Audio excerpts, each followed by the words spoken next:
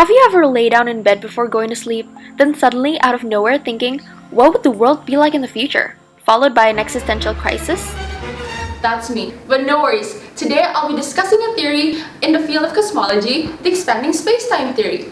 But before we start talking about the future, let's head back to the past.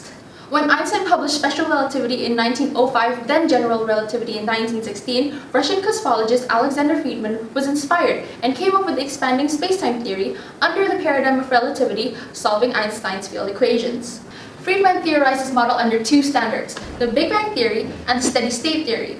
But the steady-state theory was then tossed out after the discovery of CMB, cosmic microwave background, in 1965. Is that enough for the background check? Let's head back to the future. Let's start with the basics before we go further. What is space-time? Space-time is a concept where time and space, temporal and spatial, are fused together, creating a four-dimensional continuum.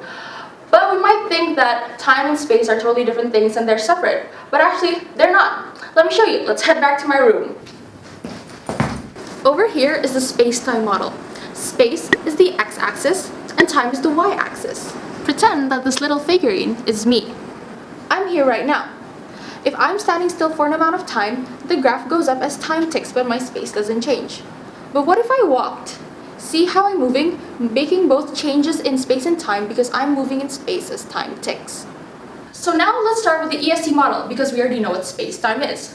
So the EST model has two postulates. The first postulate is that space-time equivalence applies. Here's the keyword, symmetry. In the EST model, the world is expanding in scale as well as time. Supported by Hubble's redshifting discovery that galaxies are moving further apart in a constant rate, time should expand as well, growing slower.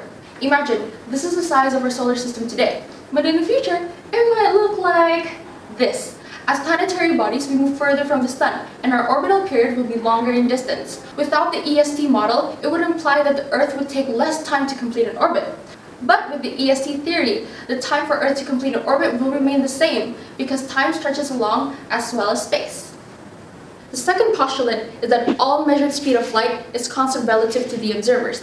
You see, all freely moving particles that are slower than the speed of light will decrease over time. Any moving particles that move at the same rate as the speed of light and light itself will remain as a constant and will not decrease over time. This means the calculation of distances using the speed of light, for example measuring stars, will remain the same. The EST model also points out that this second right now relates to the seconds before and the future. Here's a slinky. Pretend this is time. A second right now could be this long, but in the future it could be this long. As time progresses, each second grows bigger each time at the same rate. We call it an exponential or geometric expansion. But here's the big question. Is the EST model even true? It's not 100% verified and there are still some doubts. But here are some evidences that support this theory. The first one is cosmic drag. Cosmic drag is when particles gradually move away from each other as spacetime expands and lose their kinetic energy, like positive mass particles decreasing in velocity and photons redshifting. Also known as cosmic scatter, it is easily calculated using Hubble's law. The formula is v, recessional velocity, is equal to Hubble's constant times distance. As you can see, Hubble's data lacked, which concluded a very different result of the Hubble constant rather than NASA and Planck mission's current study on the true Hubble constant. With these particles gradually moving away, this gives evidence to the reason why galaxies are formed in a spiral shape.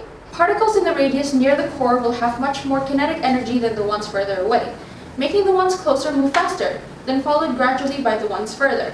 Stars further then have lower angular momentum, causing them to spiral towards the center. Another evidence is the activity of our satellite, the Moon. The Moon goes further away from Earth at about 3.8 centimeters a year, calculated with the Lunar Laser Ranging Equipment tested annually. The last one is that the rate of expansion has been calculated. Thanks to NASA's Spitzer Space Telescope, our universe expands at a rate of 74.3 plus or minus 2.1 kilometers per second per megaparsec. A megaparsec is roughly 3 million light years. Overall, I think this theory should be put into huge consideration and be studied further, because clearly there are many supporting evidences that put this theory closer to an approval. Anyway, thanks for sticking around. See you next time.